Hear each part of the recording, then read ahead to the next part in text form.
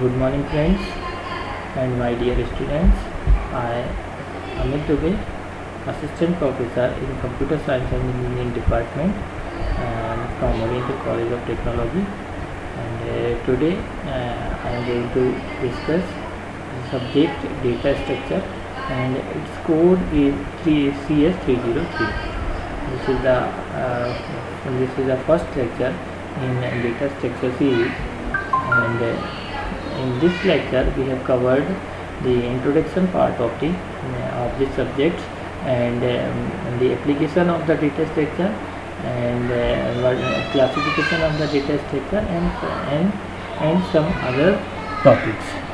So now we start from the introduction of data structure. So this subject name is consist of mainly two words. This data structure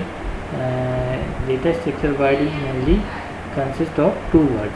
First is a data and second is a structure. So everyone knows that what is data. So the definition of data is defined as the fact or figures or information that is stored in or used by a computer.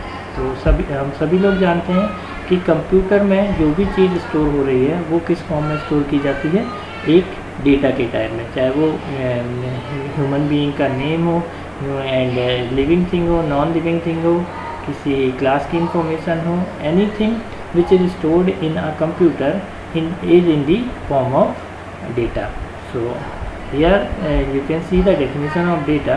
It is defined as the fact or figures or information that's stored in or used by a computer, which is known as data. ठीक है, एक और part यहाँ पर discuss किया गया है कि data is a set of values of qualitative और क्वांटिटेटिव वेरिएबल्स अबाउट वन और मोर पर्सन ऑफ ऑब्जेक्ट्स. ठीक है, for example student name and its ID are the data about the students. तो यहाँ पर एक एग्जाम्पल भी समझाया गया है कि यदि कोई स्टूडेंट है तो उसका नेम और आईडी जो होगा वो उस स्टूडेंट के लिए क्या होगा, उसका डेटा होगा. हमारे लिए जो भी इंफॉर्मेशन या जो भी ऑब्जेक्ट हम या जो भी लिविंग या नॉन लिविंग थिंग कंप्यूटर में स्टोर करते हैं वो किस फॉर्म में स्टोर होता है, डेटा के फॉर्म में. और इस डेटा पर ही कुछ ऑपरेशंस परफॉर्म होते हैं, क्योंकि जब भी आपको कोई कंप्यूटर से टास्क परफॉर्म कराना होता है तो आप उसके लिए कंप्यूटर की लैंग्वेज में या मशीन लैंग्वेज में आप उसके कंप्यूटर से टास्क परफॉर्म कराने के लिए कोई ना कोई प्रोग्राम कोड करते हैं. और वो प्रोग्राम जब एग्जीक्यूट होता है, जब प्रोग्राम को रन किया जाता है तो उसमें कुछ ना कुछ डेटा आप इनपुट के थ्रू पास करेंगे, और वो जो डेटा होगा उस डेटा पर ही आपके प्रोग्राम में जो भी लॉजिक गिवन होगा उस लॉजिक के अकॉर्डिंग प्रोसेसिंग होगी, और उस प्रोसेसिंग या रन होने के बाद कंप्यूटर जो है आपके लिए क्या जनरेट करके देगा, कोई ना कोई आउटपुट जनरेट करके देगा जो कि आपका रिजल्ट होगा. तो यहाँ पर जो पूरा सब्जेक्ट है मेनली टू वर्ड्स पर डिपेंड है. सबसे पहला तो डेटा, यानी जो चीज़ आप प्रोग्राम में एज अ इनपुट पास कर रहे हैं वो उसके लिए क्या होगा, डेटा. और यदि आप उस डेटा पर कोई ऑपरेशन परफॉर्म करना चाह रहे हैं या उस डेटा को स्टोर करना चाह रहे हैं कंप्यूटर में, तो वो क्या कहलाएगा, उसका स्ट्रक्चर कहलाएगा. तो यहाँ पर अपन देख सकते हैं कि स्ट्रक्चर की भी डेफिनेशन यहाँ पर गिवन है आपको कि structure is a way of organizing information. तो स्ट्रक्चर का क्या यूज़ है डेटा स्ट्रक्चर में? स्ट्रक्चर का यूज़ बेसिकली है कि यहाँ पर यदि अपन डेटा को जब अपन प्राइमरी मेमोरी में सेव करते हैं, रैम के अंदर मेन मेमोरी में जब डेटा को सेव किया जाता है तो डेटा का जो ऑर्गेनाइजेशन है वो उस टाइप से होना चाहिए कि जब भी हम उस पर कोई ऑपरेशन परफॉर्म करना चाहें या उस डेटा को यूज़ करना चाहें या एक्सट्रैक्ट करना चाहें तो इजीली हम उस डेटा को उस मेमोरी के अंदर से सर्च करके ला सकें या ढूंढ कर ला सकें, जिससे कि आपकी जो प्रोग्राम है उसकी जो स्पीड है या एफिशिएंसी है वो फास्ट हो सके.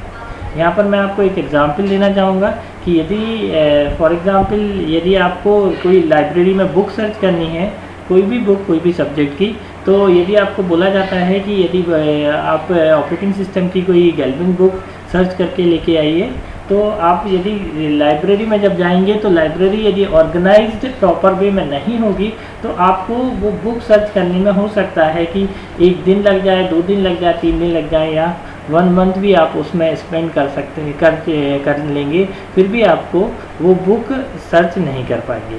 ठीक है, क्यों नहीं कर पाएंगे? क्योंकि वहाँ पर जो भी बुक्स है उसका प्रॉपर ऑर्गेनाइजेशन नहीं है। वो सारी बुक्स स्कैटर्ड वे में वहाँ पर सारे सेमेस्टर की बुक आपके पास अवेलेबल है, और कोई अरेंजमेंट यदि नहीं है तो आप उन सारी बुक्स में से वहाँ पर आप के लिए जो ओएस की बुक है वो सर्च करना बहुत प्रॉब्लम वाला हो सकता है। ठीक है, तो ये, और इसके अलावा यदि आपकी लाइब्रेरी प्रॉपर अरेंज है, वहाँ पर प्रॉपरली आपको मेंशन है कि सीएस डिपार्टमेंट की बुक्स यहाँ पर हैं, मैकेनिकल डिपार्टमेंट की बुक्स यहाँ पर हैं, और एनी अदर डिपार्टमेंट की बुक्स और कहीं अरेंज हैं, तो आप केवल किस डिपार्टमेंट में आपको सर्च करना होगा, क्योंकि बुक आपकी ओएस की है यानी सीएस का सब्जेक्ट है, तो आप सीएसई वाले डिपार्टमेंट के रैक पर जाएंगे और वहाँ पर भी रैक पर मेंशन होगा कि ये ओएस के सब्जेक्ट्स की बुक है या डेटा स्ट्रक्चर की बुक है या डीबीएमएस की बुक है, तो आप वहाँ पर जाके ये ओएस की बुक जब सर्च करेंगे तो आपको अवेलेबल इजीली वहाँ पर मिल जाएगी।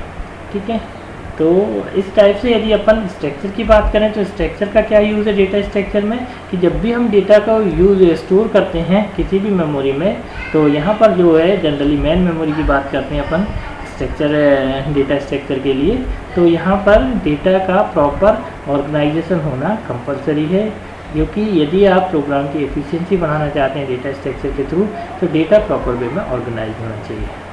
ठीक है, तो ये 2 वर्ड से मिलकर क्या बनता है, एक आपका पूरा सब्जेक्ट बनता है data structure. In next slide we will discuss the definition part of the data structure. So here you can see the definition. First definition, a data structure is a way of organizing all data items that can consider not only the element stored but also their relationship to each other. तो यहाँ पर आप देख सकते हैं definition में कि clearly specify किया गया है कि data structure is a way of organizing all data items. यहाँ इन्होंने बोला है कि ये डेटा स्ट्रक्चर क्या है कि एक और डेटा को ऑर्गेनाइज करने का या डेटा को स्टोर करने का एक आपके पास वे है, और that consider not only the element stored but also their relationship to each other. तो ये डेटा स्ट्रक्चर क्या करता है, ना केवल डेटा को स्टोर कराता है बल्कि उनके बीच की, उन डेटाज के बीच के यदि कोई रिलेशन स्टेब्लिश हो सकता है, और उस रिलेशन के थ्रू आप उस डेटा पर कोई ऑपरेशन जब परफॉर्म करेंगे तो इजीली यदि आप उस डेटा को एक्सट्रैक्ट कर पा रहे हैं, यूज़ कर पा रहे हैं, तो हम जो डेटा स्ट्रक्चर सब्जेक्ट पढ़ने जा रहे हैं इसका कोई ना कोई यूज़ हमारे प्रोग्रामिंग में हो सकता है। ठीक है, तो आगे की क्लास में अपन देखेंगे कि डेटा स्ट्रक्चर कितने टाइप के होते हैं, उसका क्लासिफिकेशन क्या होता है, और उन पर कौन कौन से ऑपरेशन आप परफॉर्म कर सकते हैं, तो वो सारी चीज़ें अपन डिस्कस करेंगे। मेनली डेटा स्ट्रक्चर का जो एप्लीकेशन है वो प्रोग्राम की एफिशिएंसी को बढ़ाने के लिए किया जाता है यहाँ पर।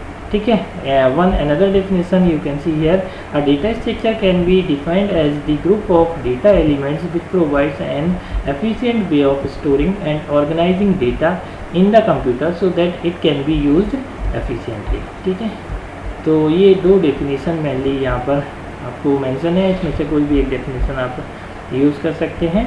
नेक्स्ट पार्ट आता है इसकी बेसिक टर्मिनोलॉजी। तो यहाँ पर आपको कुछ बेसिक टर्म्स आपको डेटा स्ट्रक्चर के लिए यहाँ पर आपको जाननी ज़रूरी है। डेटा फर्स्ट जो टर्मिनोलॉजी डेटा स्ट्रक्चर में यूज़ होती है वो डेटा आइटम होता है। Data item means which have subordinates data item are called group item. For example name of a student can have first name and last name. तो यहाँ पर ये बताया गया है कि यदि कोई आपके पास डेटा है, फॉर एग्जांपल स्टूडेंट का नेम है, तो name is a common one single object और single data. So data item means कि यदि आप कोई डेटा में से भी सब फर्दर उस डेटा को डिवाइड कर पा रहे हैं और आगे उसको कैटेगराइज कर पा रहे हैं, तो वो आपके क्या कहलाएंगे, डेटा आइटम्स कहलाएंगे। जैसे स्टूडेंट के नेम में यदि फर्स्ट नेम लास्ट नेम लिखा हुआ है या मिडिल नेम लिखा हुआ है, तो उसके लिए वो क्या होंगे, डेटा आइटम्स का काम करेंगे। ठीक है, सेकेंड आता है रिकॉर्ड्स। तो डेटा आइटम से मिलके क्या बनता है, एक कंप्लीट रिकॉर्ड बनता है। ठीक है, तो यहाँ पर रिकॉर्ड की भी डेफिनेशन दी हुई है